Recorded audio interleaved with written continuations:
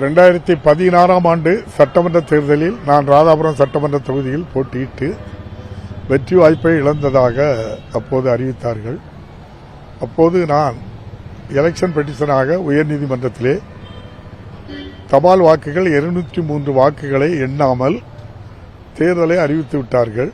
ஆகவே அது செல்லாது என்று அறிவிக்க வேண்டும் என்று சொல்லி உயர்நீதிமன்றம் உச்சநீதிமன்றம் வரை சென்று பல நீதிமன்ற தீர்ப்புகளுக்கு பிறகு இறுதியாக கடந்த 2 வாரங்களுக்கு முன்னால் கடந்த மாதம் உச்சநீதிமன்ற தீர்ப்பின் அடிப்படையில் மாண்புமிகு நம்முடைய சென்னை உயர்நீதிமன்ற நீதியரசர் அவர்கள் நான் தபால் வாக்குகளை எண்ணாமல் இருந்த வாக்குகளை எண்ணுவதற்கு ஏற்கனவே அக்டோபர் மாதம் 2019 ஆண்டு 1ஆம் தேதி உத்தரவிட்டு அக்டோபர் மாதம் 4ஆம் தேதி 2019 அந்த வாக்குகள் எண்ணப்பட்டது.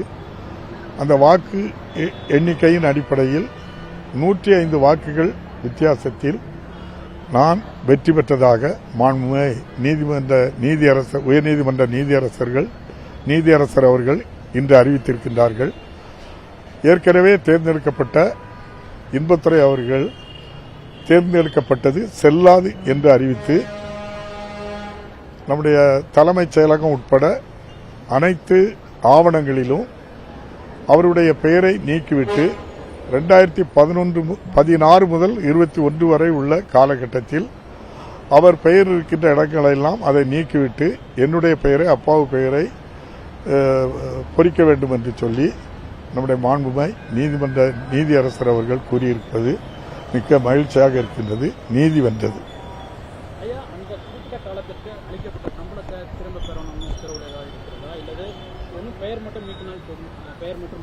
நான் அதை உத்தரவு முழுமையா படிச்சு பார்க்கல,